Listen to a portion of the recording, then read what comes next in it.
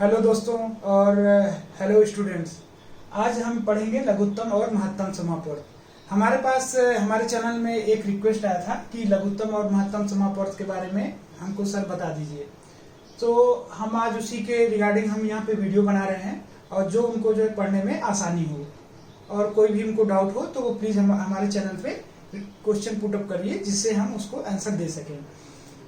तो बच्चों अभी देखिए हम इसको स्टार्ट कर रहे हैं लघुत्तम और महत्तम समापवर्त। इसको स्टार्ट करने से पहले हम कुछ चीजों को समझ लें तो इससे हम हमारे चैप्टर्स में आगे क्वेश्चन जो आएंगे उसको पढ़ने में भी आसानी रहेगी।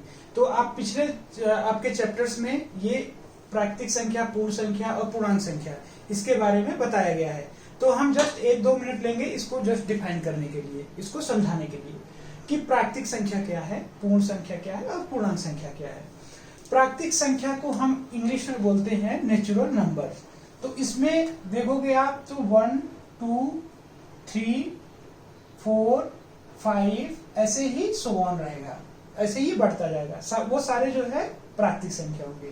प्राकृतिक संख्या में देखिए इसमें जीरो नहीं होता है और इसमें माइनस भी नहीं होता।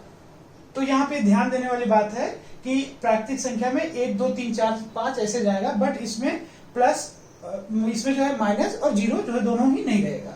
ठीक है। पूर्ण संख्या में क्या होता है कि इसमें जीरो जो है इंक्लूड हो जाता है, इसमें जीरो भी आएगा। ठीक है। अब पूर्णांक संख्या मतलब हो गया पूर्णांक मतलब पूरा अंक। इसमें जो होगा वो माइनस भी आएगा और प्लस भी आएगा। -1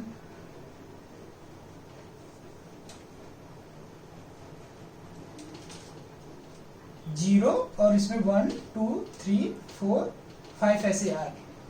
तो आप यहाँ पे देखिए, ऑब्जर्वेशन देखिए यहाँ पे क्या है। यहाँ पे जीरो है, यहाँ पे जीरो नहीं, यहाँ पे देखिए साइड में कुछ भी नहीं है और यहाँ पे ये सब है, जीरो भी है माइनस भी है।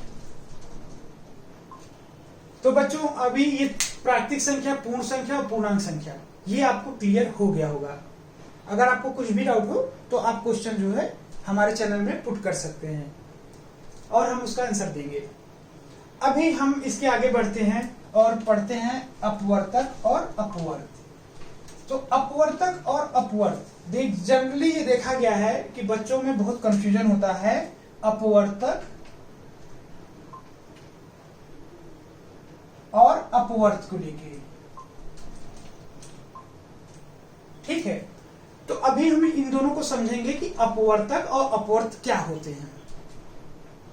इसको एक बार ये भी समझ लीजिए कि अपवर्तक जो होता है वो फैक्टर होता है, मतलब किसी भी संख्या को जिससे डिवाइड करें और वो डिवाइड हो जाए तो उसके अपवर्तक होते हैं। और अपवर्त का मतलब होता है गुणज। जो हम कोई संख्या जिससे मल्टीप्लाई करने के बाद जो वैल्यू आता है वो उसका जो है अपवर्त ही होता है। अभी इसको थोड़ा और अच्छे से समझते हैं क्योंकि बार बार ये क्वेश्चंस आते हैं एग्जाम में और बच्चों को इसमें डाउट रहता है। जैसे देखिए 12 का हम अपवर्तक निकालेंगे कि 12 जो है फैक्टर मतलब किस किस से ये डिवाइड हो जाएगा। अभी देखो शुरू हम कहां से करेंगे, आप ऐसा बीच में से मत स्टार्ट करिए कि 4 से हो गया, 6 से हो गया, ऐसे मत करो क्योंकि ऐसे आप करोगे तो कंफ्यूज हो जाओगे। आप स्टार्ट 1 से करो। ठीक है। तो 1 से स्टार्ट करो आप। 1 डिवाइड होगा, यस होगा। 2 से होगा, यस होगा। 3 से होगा, 3 से यस, 3 चौके 12 होगा। 4 से करो, 4 3 12, यस होगा एग्जैक्टली। ठीक है। 5 से नहीं होगा तो 5 को हम यहाँ पे नहीं रखेंगे, 5 को हम यहाँ पे कट कर देंगे। ठीक है। फिर 6 से होगा, यस 6 से होगा। 7 दूनी 14 मतलब 14 नहीं होगा, इसको कट कर दिया हमने। 8 से नहीं होगा, ऐसे ही 9 से भी नहीं होगा, 10 से भी नहीं होगा और 11 से भी नहीं होगा। हाँ लेकिन 12 से ये जरूर जो है डिवाइड हो जाएगा। 12 के में 12। तो ये सारे जो है 1 से लेके 4, 1 2 3 4 6 और 12 है, ये इसके अपवर्तक हैं। तो बच्चों अपवर्तक में हमको नहीं लगता अभी आपको कुछ भी डाउट रहेगा। अब देखो एक चीज यहाँ देखने की बात है, आप जनरली कंफ्यूज हो सकते होगे कि यार अपवर्तक हो सकता है 12 के बाद हो भी, ऐसा तो डाउट जनरली हो जाता है, क्योंकि जब आप एग्जाम में बैठोगे तो ये दोनों चीजें अगर क्लियर नहीं है तो उसमें क्या होगा कि 12 दूनी 24 ऐसे भी आप करने लगोगे कि 24 भी तो 12 से भाग में चला जाएगा। तो ऐसे आप कंफ्यूज मत हो, बिल्कुल भी नहीं, क्योंकि ये 12 से ऊपर नहीं जाएगा, 12 इसका लिमिट है, क्योंकि हम 12 का ही निकाल रहे हैं। ठीक है, अब यहां पे हम देखते हैं गुणज। गुणज का मतलब मल्टीप्लाई, हम उसको अब 12 को कितने मतलब कैसे इसका जो टेबल हम लोग तैयार करते हैं जैसे वैसे ही है ये। तो 12 दूना 24, 12 तीन 36, 12 चौक 48, तो ये सब इसके जो हैं वो गुणज हो जाते हैं। और इसको एक और तरीके से देखिए, 4 × 5 = 20, तो 20 इसका जो है वो अपवर्त है, गुणज है। ओके ओके बच्चों,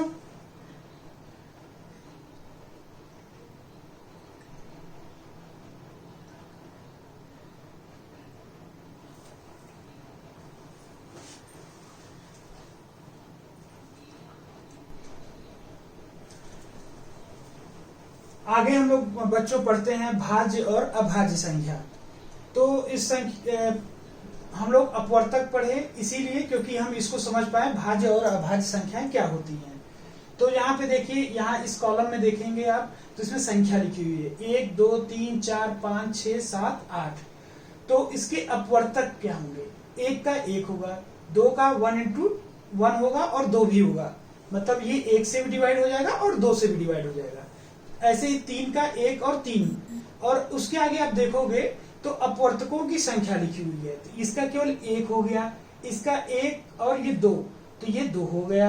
यहाँ पे 1 और 2 है, ये 2 हो गया। ऐसे ही 1 2 3 है, तो यहाँ पे 3 हो गया।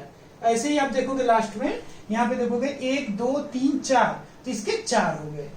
तो यहाँ पे बच्चों इसका टेबल का मतलब यही है बताने का कि हम भाज्य और अभाज्य संख्या समझ पाए। तो आप देखिए यहाँ पे ऐसी संख्याएं जिसके अपवर्तक 1 और वह संख्या खुद हो, वैसी संख्या को हम अभाज्य संख्या कहते हैं। फिर से एक बार बताते हैं, ऐसी संख्या जिसके अपवर्तक 1 मतलब नंबर 1 और उसके साथ जो है वो खुद संख्या होती है। जैसे आप देखोगे 1 और 2 को भी देखो आप, तो केवल 1 है, उसके साथ ये संख्या है, ये 1 और ये संख्या, तो ये दोनों ही से डिवाइड होगा, बाकी और किसी से नहीं। तो ऐसे नंबर्स को हम अभाज्य संख्या बोलते हैं। ठीक है, और जिसके एक खुद संख्या और 1 उससे ज्यादा होते हैं, मतलब 2 से ज्यादा होते हैं, जैसे 6, 1 2 3 6, तो ये जिसके 4 है क्वांटिटी। अपवर्तकों की संख्या कितनी, 4 है, इसके 3 है, तो ऐसे को हम भाज्य संख्या बोलते हैं। बच्चों इसमें कोई डाउट, भाज्य और अभाज्य संख्या में अगर आपको कोई डाउट हो तो आप इस वीडियो को देखिए, और इस वीडियो में आपको जहां भी कोई डाउट होता है आप उसमें क्वेश्चन को जो है पुट अप करिए। तो हम यहां तक समझ गए बच्चों भाज्य और अभाज्य संख्या। अब इसके आगे हम बढ़ते हैं और समझते हैं कि एचसीएम और एलसीएम, लघुत्तम समापवर्त और महत्तम समापवर्त क्या होते हैं। ओके, ठीक है बच्चों, तो इसके आगे हम लोग चलते हैं।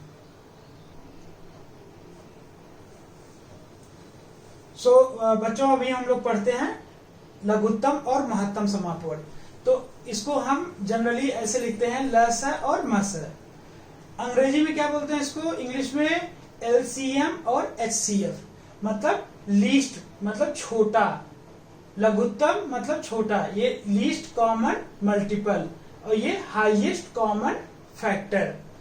ठीक है, तो इन दोनों का मतलब अभी हम समझेंगे और इसके बारे में थोड़ा सा डिटेल में जानते हैं यहाँ पे। तो जैसे दो संख्या है 6 और 9, तो ये क्या बोल रहा है, लीस्ट कॉमन मल्टीपल। तो अभी हम 6 का टेबल यहाँ पे लिखते हैं।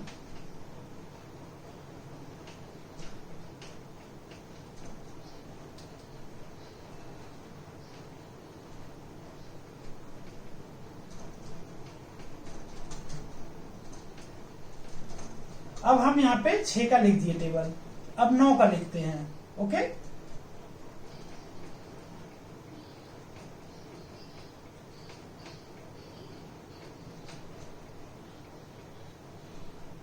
तो अभी हम लोग यहाँ पे एलसीएम के बारे में देखते हैं। तो लीस्ट कॉमन मल्टीपल, तो छोटा, इसमें देखो छोटा मल्टीपल कहां पे आ रहा है, जो दोनों में कॉमन हो, इसीलिए ये वर्ड यूज किया गया है कॉमन, और ये मल्टीपल। लीस्ट मतलब छोटा, ठीक है। तो यहाँ पे देखो 6 दूनी 12, 6 त्रिक 18, और यहाँ पे देखो 9, 9 दूनी 18, ये दोनों जो है इसमें छोटे हैं, तो इसका लघुत्तम समापवर्त 18 होगा। अब आगे बढ़ोगे आप तो देखोगे यहाँ 54 भी दोनों में कॉमन है, बट ये नहीं होगा। क्यों? क्योंकि हमको लीस्ट देखना है। ओके, तो बच्चों ये क्लियर हो गया। अभी इन दोनों में हम डिफरेंस देख रहे हैं कि कैसे इन दोनों में डिफरेंस क्या है, दोनों में अलग क्या है। अब देखो बच्चों 6 को और 9 को हम म से निकालते हैं। हाईएस्ट कॉमन फैक्टर, फैक्टर क्या होता है, इसका 1 होगा, 2 होगा, 3 होगा और 6 हो जाएगा इसका फैक्टर। इसका फैक्टर क्या होगा, 1 होगा, 3 होगा और 9 होगा। ओके, 9 होगा। अब आप यहां पे देखो हाईएस्ट कॉमन फैक्टर, इन दोनों संख्या में जो हाईएस्ट है, जो और वो दोनों में कॉमन हो, ये भी बात आपको ध्यान रखनी है कि दोनों में कॉमन भी होना चाहिए। तो अब देखो बच्चों यहां पे क्या 3 है कॉमन, यहां पे 3 कॉमन है। ओके, तो इसका जो है मसा जो होगा वो होगा 3। ओके, अब इन दोनों में डिफरेंस आप देख सकते हो। डिफरेंस क्या है, इसमें जो है 6 और 9 है, ये मतलब ये 6 9 से आगे बढ़ता है और ये 6 9 से नीचे ही रहता है। ओके, तो ये एक डिफरेंस भी इसमें आप देख सकते हो, ऑब्जर्व कर सकते हो। और अगर हाईएस्ट की जगह पे हम लीस्ट कर दें और यहाँ पे लीस्ट की जगह पे हाईएस्ट कर दें तो क्या होगा। अगर हम हाईएस्ट कॉमन मल्टीपल और लीस्ट कॉमन फैक्टर ऐसा लिखें तो क्या होगा। आखिर में ऐसा क्यों जो है हम देखते हैं कि ऐसा क्यों यूज नहीं किया गया। ठीक है, तो इसका एक रीजन है। रीजन इसके पीछे ये है, मैं आपको यहां पे बताता हूं रीजन। इसके पीछे का रीजन ये है कि अगर आप देखोगे लीस्ट कॉमन फैक्टर, तो लीस्ट कॉमन हमेशा ही इसमें 1 होगा, तो सारे क्वेश्चन के लिए क्या होगा, ये 1 ही रह जाएगा। और इसमें क्या होगा, हाईएस्ट कॉमन, अब इसमें हाईएस्ट कहां तक जाएगा, ये अनंत तक जाएगा, ये भी जो है ऐसे अनंत तक जाएगा। तो इसमें हाईएस्ट कॉमन फैक्टर क्या हो जाएगा, वो अनंत हो जाएगा। इसीलिए जनरली हम लोग इसको लीस्ट कॉमन फैक्टर और उसको हाईएस्ट कॉमन फैक्टर, लघुत्तम बोलते हैं समापवर्त और महत्तम समापवर्त बोलते हैं। सो बच्चों आप इससे रिलेटेड आप एक्सरसाइज के सारे क्वेश्चन करिए और जो भी आपको डाउट है वो आप हमको पोस्ट कर सकते हैं हमारे चैनल पे, तो हम इसके जो भी आपको डाउट्स है उसको क्लियर करेंगे। थैंक यू बच्चों, थैंक्स।